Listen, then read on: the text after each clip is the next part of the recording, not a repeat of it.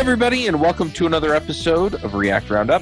This week on our panel, we have Paige Niedringhaus. Hey, everybody. Carl Mungazi. Hey. TJ Van Tol. Hey, everyone. And Charles Max Wood from devchat.tv. And I'm going to do a quick shout out about React Native Remote Conference. So if you're looking at building mobile apps or you are building mobile apps, go check that out. It'll be at the end of July. And this week we have a special guest, and that is Brice. Is it Ayres? Ayres, yep. Hey folks, are you trying to figure out how to stay current with React Native?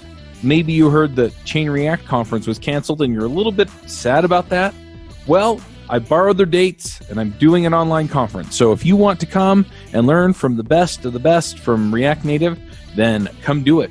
We have people like Christopher Shadow from Facebook. He's going to come and he's going to talk to us and answer questions about the origins of React Native. We're also going to have Gant Laborde from Infinite Red and several of the panelists and past panelists from React Native Radio. So come check it out at reactnativeremoteconf.com. That's reactnativeremoteconf.com. Brice, do you want to just introduce yourself real quick? Let people know who you are and why you're important? Why I'm important? Yeah, definitely. My name is Brice Ayres, software engineer. I've been writing software professionally for, I guess, several years now. Been building websites for probably 15 plus years, back when I was just a young pup, but worked in a bunch of different industries between software, hardware, did a little bit of everything. And about a couple of years ago, started a YouTube channel doing some web development tutorials, a lot of them specializing in React. Nice. What's the name of the channel? I think it's just my name now. It was called Code Life, and I had a domain, codelife.io, but figured people were searching for my name. Probably should just use my name. Really easier to find. Good deal. We'll put a link into the show notes for that. We ran across one of your videos about React Bootstrap and thought we would talk to you about it. Can you give us the 10,000-foot view on what React Bootstrap is and how it works? Yeah, definitely. Essentially, Bootstrap, the popular front-end library, it's just a Reactified version. So it breaks all the CSS into components. So instead of applying a CSS class like row to your div, you would use the row component. So it's just a componentized version of Bootstrap. I'm kind of curious because I've seen like React Bootstrap. I've also talked to people about the Bootstrap libraries for Vue and Angular. Do they reactize? What's the right word? The JavaScript as well. So, all of the behaviors and things like that, a lot of that used to depend on jQuery. I think they moved away from the jQuery dependency in the latest version of Bootstrap. But yeah, they get rid of that jQuery dependency, especially because that would kind of mess things up for you in React, right? Because you would have, I guess, your state management of the internal state management of React wouldn't know if a modal was triggered open or closed, if jQuery is also managing that state and wouldn't know whether to trigger re-render. Gotcha. So there's more to it than just, okay, here are all your components. Good luck. Yeah, exactly. So they did a lot of the heavy lifting to make sure that it would work properly with React and that you could, check your state and see if, something was triggered, opened, collapsed, and then, write code and logic against it. I'm kind of curious, is React Bootstrap, does it relate to the official Bootstrap project? Like, is it made by the Bootstrap team themselves? Is it like a separate, like, open source endeavor? Is it some sort of corporate entity? Like, I'm just sort of curious, who are the people and the structure behind the project? I'm not sure, actually. I don't know if there's actually an official React version of Bootstrap. I think all of them have been cobbled together because I know there's one React Strap, there's like React Bootstrap. I think there's probably 2 or 3 other variations as well out there, but I don't think there's actually an official one, unfortunately. Okay. So they all seem to do things just a little differently too. So as you try to go between them. Yeah, I'm looking at these other libraries. I don't think there's an official one for any of them. I think this is just work that people are doing so that they don't have to do, we don't have 4 or 5 different versions of this, right? There's just one that everybody can use and everyone can collaborate on. Yeah, absolutely. I wish that was the case. Yeah, so I was going to ask, with React Bootstrap, why would I want to use that versus maybe just actually importing it directly into my file, or even maybe doing it myself? What benefits do I get from using React Bootstrap and this? Yeah, I think it goes back to probably how complex of an application you're going to build. Because like we were talking about before with, jQuery, you could bring jQuery along with you and then use jQuery, but you're just not going to be able to, React won't intelligently know whether or not, the current state of a modal has been triggered or something like that.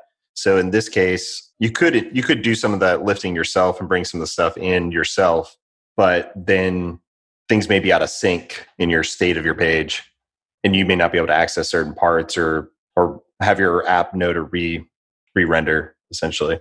Hey, Brice, how did you decide to use Bootstrap instead of some of the other component libraries that are out there for React, like Ant Design or Tailwind, or some of the other things that seem to be pretty up and coming?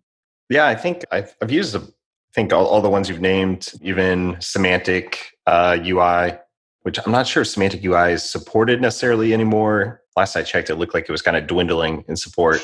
I think it depends on different projects, their requirements. So I've had different projects where, we need to heavily customize the look and feel of things. I know a lot of people, shy away or dislike Bootstrap, right? Because they're like, it looks like Bootstrap when you use it. But from what I found when using Bootstrap, you can change a lot of stuff pretty quickly to make it not look like Bootstrap. Whereas we have for work, we use Ant Design. And Ant Design, to me, it looks like Ant Design. It looks a lot like Material UI. And it's very difficult to get away from that look and feel because a lot of the UI animations are heavily customized for that look and feel. But I think Bootstrap itself is pretty customizable. On that part, one thing I've always hated about like Bootstrap or Semantic UI is you have to do a lot of customizing to make it look maybe your way. Are there ways to make that less onerous and maybe easier to work with? Yeah, it's been a while since I've looked at the documentation for React Bootstrap or React Strap. I think a lot of them have. I know Bootstrap itself came with basically like a gigantic CSS file that would have all your variables that you could inherit from. And so you could set the base colors, primary, secondary, tertiary colors. And then a lot of those would kind of propagate down as a lot of the CSS, if I remember correctly, it's based off like a percentage base, shade darkening or lightening. And so you could pretty quickly, and if you change the buttons from rounded border radiuses to square, 0 pixel border radiuses, to me, like that's a kind of a quick fix to make it look less Bootstrap-like pretty quickly. But yeah, I mean, use other things like Ant Design. That stuff's pretty hard to customize. I've tried numerous times to try to get it there and make it look radically different, and it's very difficult. We actually use Ant Design at my company as well for our UIs. So I'm curious, because I haven't really looked at React Bootstrap. Can you do both traditional CSS or SCSS files or styled components with it? That's a good question. It's just been so long since I've looked at it. I'm trying to remember what I was able to do. I remember the styling was a lot easier than Ant Design. With Ant Design, I felt like I'm trying to remember what I did for Ant Design. You almost had to like wrap the components and or do very targeted selectors in order to customize things. And it became, it's very cumbersome to style. But to be honest, I can't remember. So it's been a while since I created that. I've got a couple of YouTube videos, but probably those React Bootstrap ones, I think have been over a year since I made those ones. What other YouTube videos have you been making lately? I haven't done as much for my own YouTube channel. I've been doing a couple paid projects. I've been working with a company, LogRocket. I don't know if you're familiar with them, but they do front-end application, kind of like replaying errors and logs and stuff like that.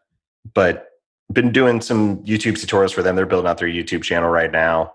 And so I've done a couple of videos, Dockerizing applications, especially if you're working on like you got a Node.js, like this one I was just working on this morning. I was a Node.js app using a Docker container and kind of spinning up a little dev environment. So you don't need to actually spin up MongoDB on your local machine. You can actually just run it from the container and use Docker Compose to orchestrate that.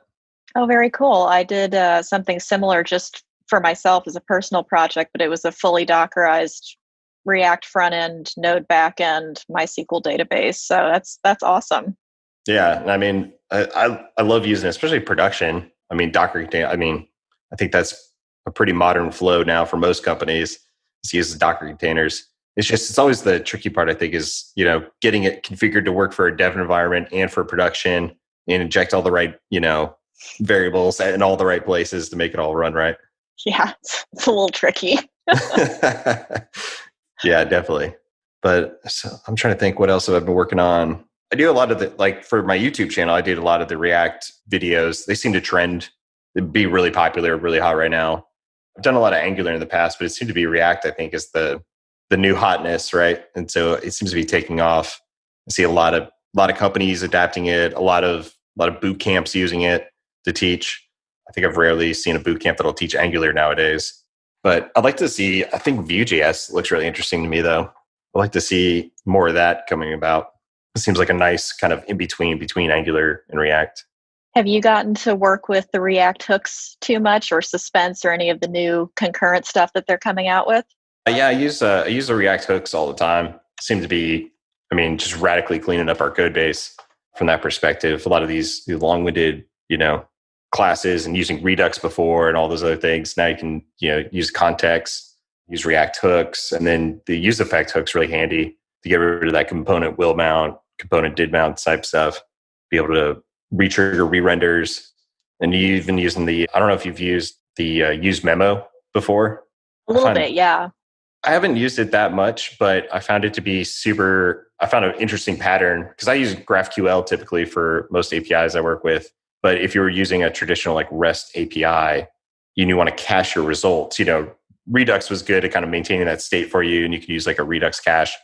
But in this case, you could use that use memo, essentially cache your API requests. So you could use that to trigger it, cache it, and then detect a change. If a user, ID had changed, then you could go and then requery and repopulate that data back in there. It's kind of interesting pattern. Yeah, for me, my React hooks knowledge is I feel like at this point I've got use state and use effect kind of down. And then anything beyond that, I feel like I have absolutely no idea what I'm doing. So yeah, those seem to be kind of the go-to. Those are the heavy hitters, right? Those are the two that, use all day: use state, use effect, and then sort of venturing into some of the other ones. But just some of the patterns I think are interesting too, because that's I think the big difference, right, in React versus like Angular. Angular has very established patterns. This is how you do things. You can look at the documentation. There's one way to do things. In React, if you go back through like my company's code base, we started like 2 years ago, you'll see 4 or 5 different React patterns in the code based on, what time of the year it was when React released a new update. And it's like, oh, now the new thing is the context API. And we're now using context everywhere. Then it's, oh, now or higher order components. Then now it's, hooks. And so now we're building our own custom hooks as a way to kind of build our application. And so it's interesting the way things have changed. It's kind of loosey-goosey, and React's very intentional that way in their design, that however you want to build things, however it makes sense for your project, you do it that way. Yeah, we have a very similar sort of anti-pattern going on like that. You can see where we started using just an enzyme and snapshots, and then later on you'll see where we switched to React testing library and functional components. And yeah, it's definitely forever a work in progress. Then we also switched from JavaScript to TypeScript about halfway through the project too. Wow. So some of the files are in TypeScript, some are not. It's an interesting project to work in and juggle between. That's kind of interesting too. And it's one of the interesting challenges when it comes to building some of these component suites is that I did Angular for a few years, so I'm very familiar. And the nice thing about writing like some sort of tool for Angular is you can come in with some of these expectations of like, oh, I know they're going to be using TypeScript, and I know how they're going to be writing CSS. And so lots of times when I look at your React Bootstraps of the world or React Straps or Antdesign, that's one of the questions I always have is like, well, how does this support the thing that I'm doing? And like, am I going to be able to find code samples that are using all the different permutations of decisions I've made for my app, or especially if it's like an app that's been around for a while, because who knows what you're going to find in there. Yeah, exactly. And a lot of those libraries, don't even support TypeScript a lot of times. And so you'll end up pulling in a library and it doesn't support TypeScript. Or if it does, that all the types are set to any. And so it doesn't really help you at all as you're going through the project. And so you're like, is this going to help my project, or is it going to be more cumbersome to use? Yeah, that's some of the struggle, because TypeScript's not a first class citizen in React. In Angular it was from the get go. Like, I think explicitly disable TypeScript if you didn't want to use it. But in React, I remember trying to use it back when they had class components and stuff, and it was very cumbersome. And I felt like 5 minutes trying to figure out why I couldn't instantiate a new, just simple React class. Now it definitely seems better, and they definitely, I think, have put more time into it. especially with hooks and stuff like that. It makes it pretty easy to specify the types that are coming in and out, but it definitely seems to add on to the code base. I'm curious, how was your team's transition to TypeScript? Because my team currently just uses JavaScript and ES6, and I've heard some of the benefits of it, but I don't know if I'm willing to invest the time or start to even propose transitioning our code base to it. So how was the learning curve? How long did it take people to get up and running for you guys? Yeah, I think I was the only one on the team that actually had TypeScript experience before we started.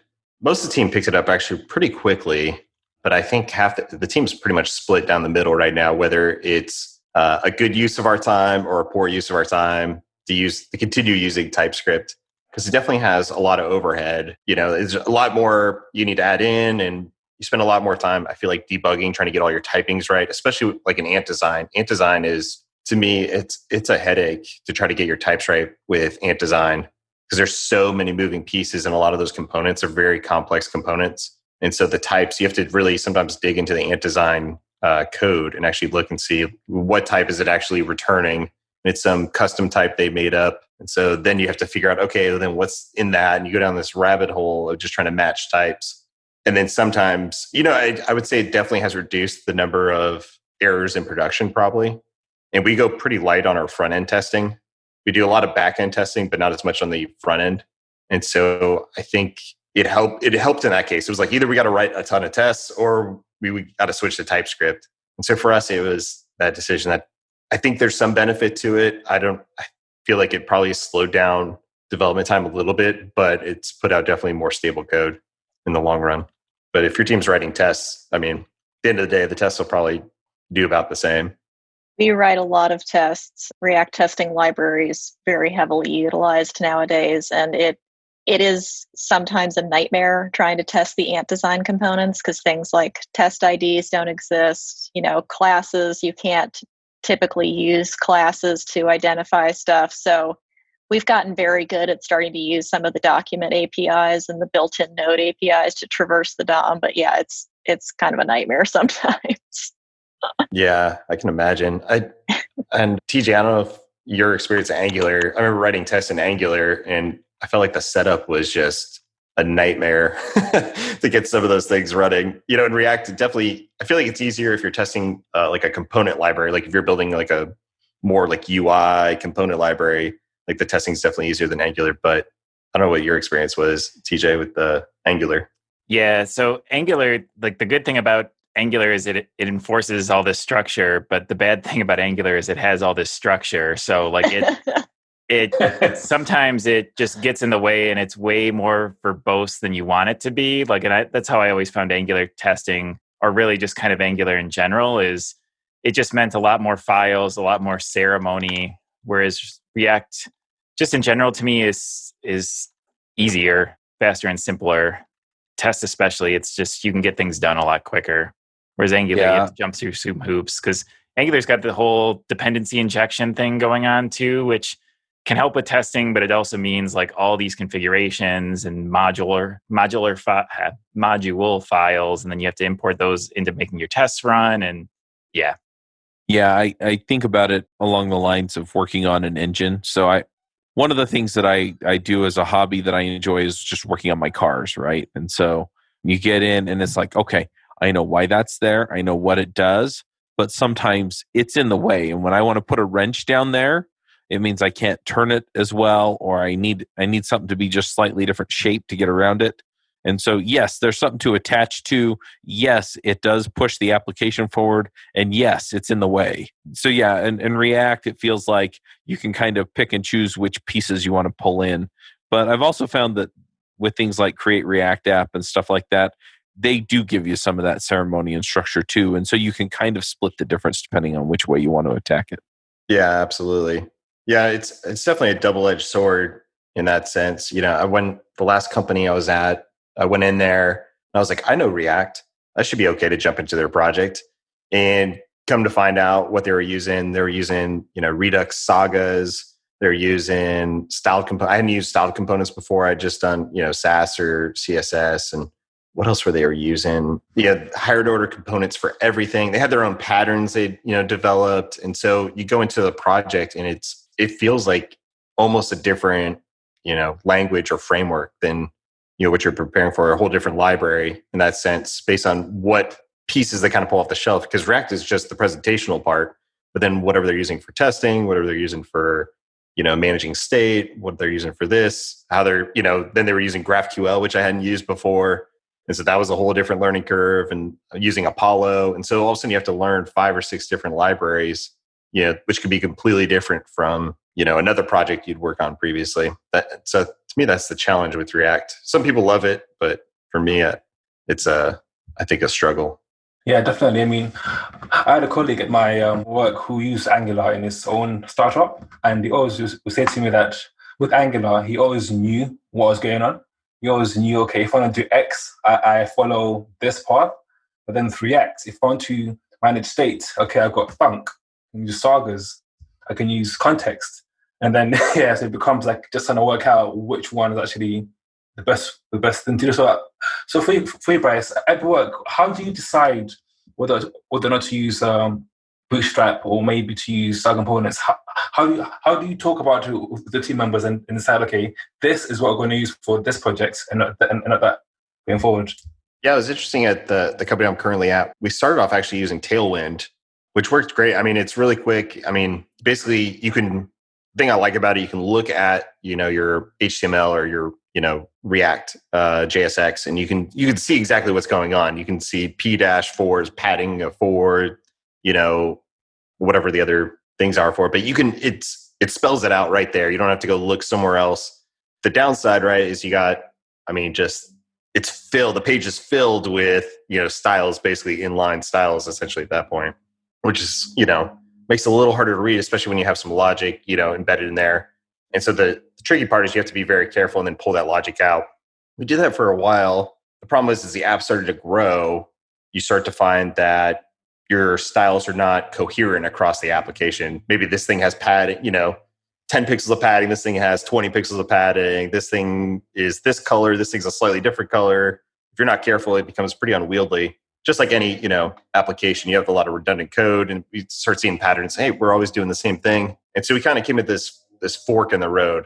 Either we need to invest in building our own component library and everybody needs to use these components, or we need to go get some library off the shelf that has some built-in components. And so what happened was we sat down, we looked at it. At the previous company I'd been at, they spent a lot of time building their own component library, to a point where it's probably over a year they spent building this component library. And it still wasn't quite as robust as a React Bootstrap or something like that. You're talking about responsive design. Everything needs to be responsive. Everything needs to be. You're going to get so much out of the box with using some library off the shelf that has all that stuff already. We ended up going with Ant Design. It had at the time it still does, super robust component library and pretty good documentation, although pretty complex documentation as you start going through. There's a lot of nooks and crannies, and from time to time, I feel like I find bugs in their components where things don't render correctly or trigger re-renders. But yeah, I think it's a trade-off, and I think these big companies like the Ubers and the Lyfts, they got all the time in the world to go and post, or spend time working on component libraries for their teams to use. But in a small startup, I think that's challenging. That's a huge time investment to try to get coherent styles across your app, and I think you're better off going with one of those, React Bootstrap libraries.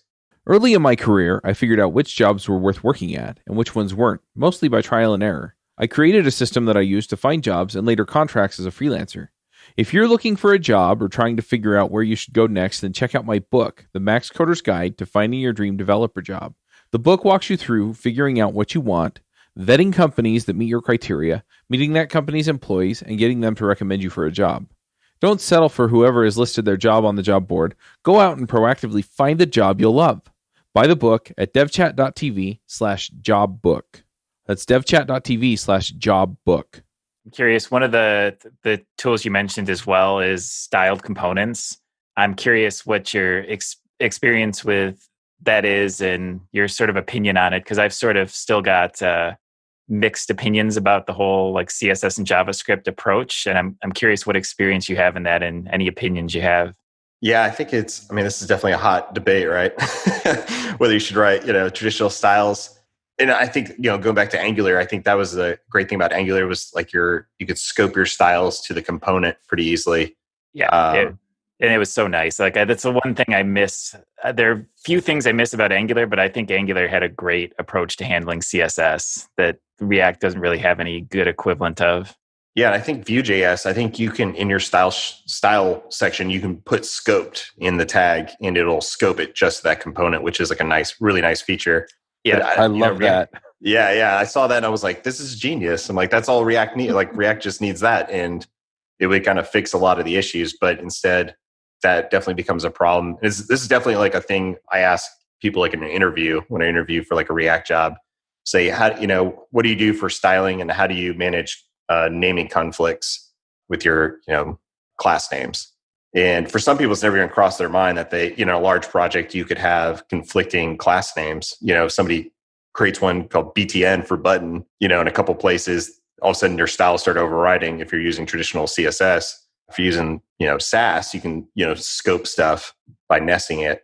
I don't know. I'm on the fence. The JS, CSS, and JS. It seems like a good idea. I think, especially as the old approach, right, was to flip on and off class names, to style things. But instead with CSS and JS, you can literally inject the variables in and then kind of move some of that logic into your style sheets, as opposed to just having them be kind of a static entity. Now that can be more dynamic.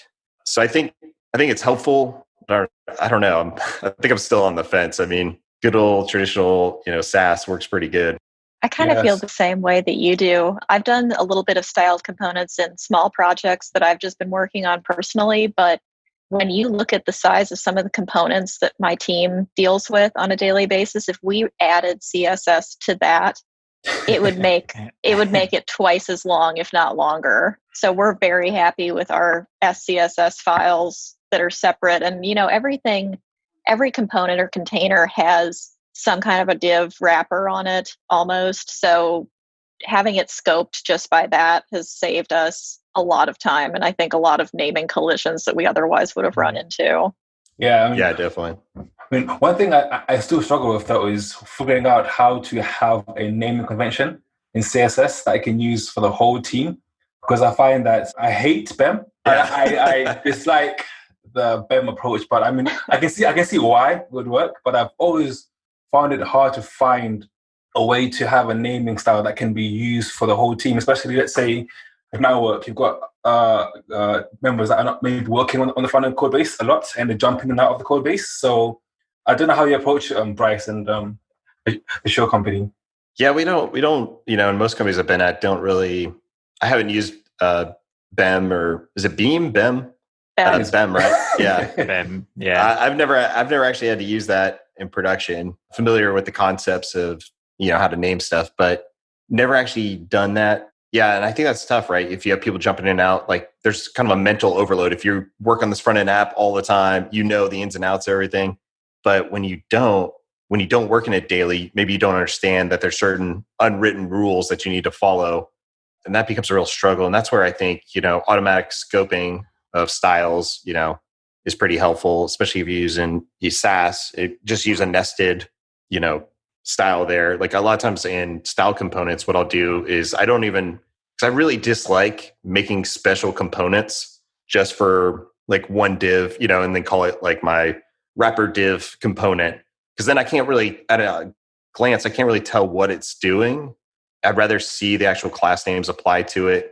And so what I'll do is actually just wrap the whole component in a styles component tag if I'm doing style components. And then up above, I'll write some styles right there and just, do nested kind of styling. So, similar to what you do like in Sass, if you're using Sass for your React app. Yeah, the thing I try to avoid, but I think always becomes a certain reality once your project gets to a certain size, is you have these class names, and trying to find where those are actually defined can be hard at times. I think that's the one appeal of style components, is just having for sure the stuff right there is super handy. but it's like even that becomes unwieldy. Like Paige was mentioning this earlier. For simple things, it's actually quite elegant. And when I did it in nice little samples, it's like, oh, this is actually kind of nice. But I have trouble envisioning how it's going to work when you start to get into hundreds of lines of code in your components and hundreds of components in your apps. And like, it just seems like good old fashioned SaaS and breaking up your files is probably just a more feasible way of scaling that sort of thing up. Yeah, I think it just bothers me when I see, it says like wrapper component, and I'm guessing it's a div. I don't know if it's a div tag. You don't know what the base tag is even. And that to me is a struggle. I don't know if it's a list item, it's an anchor tag, just looking through the code. And then I got to go reference the style components elsewhere. I mean, it's not terribly different than if you had separated, SAS or CSS files, right? But I think not knowing the base tag to me, if I think I'd be okay with it if they had like maybe some combination of the name, or maybe it's just a naming convention you need to come up with, right? And just be like div wrapper component, li whatever component, maybe would be helpful. Yeah, and if you take that to its logical conclusion, you end up with BEM or OOCSS or like Smacks, right back where you started. That's like the conversation. Like somewhere there was a room of people having this conversation, and they went, "I got it. Let's call it BEM," and like come up with all this verbose class names and such. I mean, I don't know. Full circle. I feel like we still haven't found a happy medium for handling CSS in terms of the naming. I think because as much as we can have style components, you can have SAS. The naming I find is the thing that always trips me up. Because let's say I go into a new company and it's got a code base that's legacy, and I'm trying to work out, okay, what styles do what? And it could be that one developer jumped in, and in one corner of the code base, the naming that is different to everyone else, and then you have to kind of untangle the code in that regard as well. Yeah, absolutely. That's always a struggle. The unwritten rule. And to me, it goes back to my same qualms I kind of have with React, where it's just so, loose and you can do whatever you want, which is great. But at the same time, you have to be a member of that team full time, understand all the unwritten rules. Like we only put these things in this folder directory. We only put these things in this directory. Then when we name stuff, we do it like this. And, we've at different companies, we've had a contractor come in to kind of help out with one feature, and you go and look at the code and it's completely different than what everybody else has been doing. And you're just like scratching your head trying to read through it. It makes it, harder to read through too when they do something completely different like that. We've had very similar discussions about all kinds of consistency within our application. Like sometimes you'll see people writing traditional function expressions. Sometimes, most of the time we do arrow functions. But yeah, it's so hard sometimes to keep everybody, especially with a team, because we have, I think, 20 developers who are working on one big React code base, trying to keep everybody going in the same direction all the time. That sounds very fun. Challenging. I find it hard enough with like 3 or 4 people. Can't imagine 20 people. It's like herding cats sometimes. Well, that's where I think, a lot of these companies, I think, shift towards building their own component library at that point, because if you can't use a component off the shelf, we need to make a new component. And it really, I think, drives the conversation. Is this something that's a unique, butterfly that needs to be something completely new in our code base? Or is there some component out there that we should be using so, it has coherent look and feel, and we're not rewriting code that's doing something very, very similar? But again, such an investment to build your own component library and maintain it. Then you got to use Storybook and whatever else to, document it, and it becomes a whole another project at that point in time. Yeah. You've discovered challenges that you didn't realize some of these things were solving for you, like accessibility. Depending on the scale of what you're building, like if you care about internationalization, like some of these things are built into some of these solutions. And when you start to have to roll it on your own, browser support, mobile, tablets, touch devices, like it depends on the scale. Like if you're operating at a big enough scale, and like you said, you have your own like sort of special, unique snowflake situation, like there's a certain scale where you do, like Facebook's not using Ant Design on Facebook.com, right? Because they have the team and the specialization necessary. It's just that line has to be pretty high, though. You have to be a sufficiently large or unique situation for that investment to make sense usually. We have an entire team just cranking out components all day, every day for them. Yeah, we've had some issues in the past which caused us to want to go to Ant Design, which was that we have multiple teams doing all kinds of different applications internally, and all the applications looked slightly different. Even though we're supposed to have kind of a governing UX look about our apps, everybody's app was a special snowflake, and all the teams had hand-rolled most of their styling. So it looked kind of similar, but not quite the same when you started to look across different things. And they were just like, we've got to fix this. This is not good.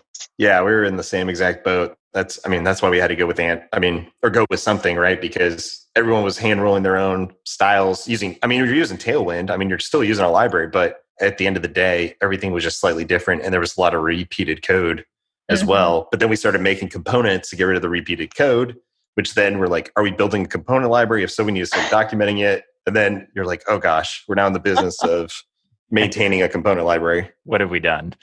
What have we done now? Other teams start making pull requests for new features. At my company, we actually took an approach of, we didn't choose a library like Bootstrap and Design. We just said, we'll just basically build the components as we go along. Basically, we're building a new app from scratch. And so as we build new screens, we see, okay, this maybe is a drop-down or a form. We'll get a library for that and then style it to our needs internally, and then have that kind of an internal library of components we have, as opposed to getting an entire library of forms, buttons, media buttons, input fields, and then having to change those, but doing it kind of a step-by-step. And I think that's kind of works, because at least it means we don't have to build everything at once, but it's more gradual and we can actually tweak things as we go along. Yeah, it's definitely an interesting approach. The last company I worked with, we were very design heavy. We built a lot of prototypes and things like that. And so we had like 3 designers and 3 developers, and we worked pretty closely hand in hand, and it was heavily design focused. But it got to a point where the designers would come up with these incredible designs. They were very talented, but I was like, this will take me weeks to implement with, animations. And for a simple prototype, it's almost too robust. And so I think at one point I decided, I was like, hey, let's go this direction. Here's the Bootstrap library. You can take any of these things and you can tweak them. Colors, fonts, border radiuses. If it doesn't exist in this component library, we don't want to use it, and because we're not going to, unless there's a very unique case where we need to hand roll 1 component or 2 components, but the forms and everything, we're not going to build these special forms. And plus from a user experience, people are used to seeing these things the same way every single time. You start building stuff that's new and unique and looks radically different. Sometimes you can confuse your users. Yeah, I think on that point, it's also good if you have a good communication with the designers. So in my team, we speak to designer a lot as she's building the screens, and we'll say to her, okay, this works, this doesn't work. So over time, she kind of understands what can and can't be done. So I think if there's no communication, that can be an issue, that the designers build a really good design, really stunning. But in terms of actually using it, it's practical and won't work at all. Yeah, for us, our UX designer is actually embedded with our team and our product manager too. So they sit with us, they work with us daily. So it's very easy to have those conversations of what is possible versus not possible. Yeah. Yeah, then it's always fun when you have no UI, UX person or no designer. You just let the developers decide how they want. Those are some scary websites, man. I can tell you. Yeah. That's like, I don't know if you guys have ever been to Topgolf before. Mm-hmm. So I used to work for Topgolf, and there was like maybe 5 of us developers. This is years ago when they were still smaller, but they had we had no UI, UX person on the team, no designer. Marketing would walk over and hand us, basically they take a screenshot of something and bring it into PowerPoint, and then just like they would just put some clip art where like a button should go or something like that. Like, hey, build this. It was like I showed up and just scratched my head because everybody there wasn't really interested in the user experience, whatsoever. It was purely marketing driven. So it was radical change. It was like scratching my head. I'm like, I don't know if that really makes sense. If this is your goal, we can skip this whole page. You don't even need this page, stuff like that. And it's really interesting when you start designing pages and start really thinking about the user experience, walking through that. Looks like there is one Top Golf in Michigan. I had to Google it because I had never even heard of the company. So Oh, never? Oh, really? It's Never. I it's so pretty want to cool. go to one. There's one in Salt Lake. Yeah, they have basically it's like a driving range on steroids. So all the golf balls have little RFID chips embedded in them, and then you hit them out, into the range, and there's targets out there that look like a spider web. So at the bottom of the spider web is a little RFID reader, and it'll scan the golf ball. And so when it dispenses, it maps it to your user. You hit the golf ball, it gets another scan when it goes through the nets. And then they can actually map that back to you. And then there's all kinds of games and stuff you can play and scoring and stuff like that you can put together based on all these combinations of players hitting golf balls at different times. When the world is done ending, I think I'm going to have to check this out. Yeah, if you're semi-decent at golf, it's great. If you're not, which is kind of where I am, I'm like a mini golf champion and that's about it. Golf is not so much fun. It's okay. I can have fun losing. I'm horrible at golf, but I've embraced, once you sort of embrace that you're bad at it and you just own it, then it's okay, actually. Yeah, I mean, that's just what you got to go with. Yeah. I feel like it's still good, even for the beginners. I mean, it's kind of like bowling, right? Like, most people go bowling aren't professional bowlers, but you still go out there and have fun, and they serve beer and all that stuff. So can't go wrong there. Back when functional programming was making its resurgence, I found it really interesting that a lot of people were moving over there, and it almost felt like it was on hype. And I didn't really understand the power of functional programming until I learned Elixir. Elixir is a functional programming language. It's built on the Erlang virtual machine, and it really does some interesting things and makes you build apps in a different way. But what's really fascinating about it is the speed of the applications, the ability to distribute work easily, and just how it manages the functional programming and all of the nice things about it so that you don't have to worry about side effects and a lot of the other things that come out of functional programming. Plus, pattern matching in Elixir is a killer feature. If you're looking for a new language that you want to learn that is going to make a difference for you and give you the opportunity to challenge some of your thinking and find a new way of doing it, Elixir is a great way to go. And we have a podcast now on Elixir called Elixir Mix. And you can find that at elixirmix.com. All right, let's do some picks. TJ, do you want to start us off with picks? Sure. I have one for today. If you, like me, since being home a lot, are drinking a lot more coffee, I've gotten pretty lazy in my coffee drinking. So our Keurig machine is like running on overdrive right now. We're putting it through its paces. And we started buying from this company called San Francisco Bay Coffee. So if you're familiar with the Keurig, the K-cups, they're usually like little plastic things. So this company makes ones that are like biodegradable. So they're a little nicer on the environment if you're cranking through these things like we are. And it's actually pretty good as well. So that will be my pick. Awesome. Carl, do you have some picks for us? Yeah, I've got one pick, and it's an article, which is basically a visual guide to React meta models. And it's an article that basically talks through React and how to think about things like JSX, functions. And I think it's a really good article for either beginners or if you want to have a kind of go back to the basics and see what's going on with React. So yeah, that's my pick for today. Awesome. Paige, what are your picks? Mine is an application that you can download for mobile or for tablet. It's called House Party. And a couple of our friends actually got us into this just the other day. But it's basically just a way to play games with your friends virtually. They have stuff like Pictionary, trivia, charades, as well as you can just hang out with your friends and chat, which is what we ended up doing last night for a couple hours before we even got started playing games. So it's another one that's just a cool way to connect virtually with people and be able to keep in touch and then have something fun to do while you're doing it. So I would say give it a try. You'll be surprised how many people who are already on there. Awesome. Yeah, I have a bunch of guys that I get together with and we play board games, and that's been an issue for us. We got together, we had a Zoom call going concurrently and then played games on Board Game Geek or Board Game Arena, boardgamearena.com. So I'll do a pick for that and then just remind people to go check out React Native Remote Conference in July. Brice, do you have some picks for us? What are the picks entail? It's just anything you like, anything that's making your life better. Yeah, definitely. So lately I've been into Elixir. That's what my company currently uses for our backend programming language. I'm not sure if you guys are familiar with it. But this we have a past podcast on it. Elixir Oh Mix. yeah, that's right. Yeah, and so this past week they released Phoenix 1.5, which is kind of the Rails framework of Elixir, and a lot of cool features with live view. I don't know if you had a chance to check that out. I can find a link and post it in there. But really cool. It kind of almost is blending the gap between having a single page app with dynamic forms and everything. It maintains a state on the server and then allows you to send data back and forth, a super light payload. And so you can get these dynamic forms that on the fly as you're typing, or doing form validation with essentially no JavaScript involved. And so gets pretty close to making a justification doing just a complete server-side rendered app. Let's see if I can find a link for you. Yeah, we've done a whole bunch of episodes on things related to Phoenix and live view, and yeah, good stuff. All right, and Brice, if people want to find you online, where do they find you? You can find me on my YouTube channel, Brice Ayres.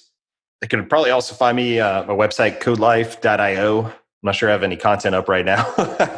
Need to put something back up, or probably find me on Twitter. I think my Twitter handle is codelife.io.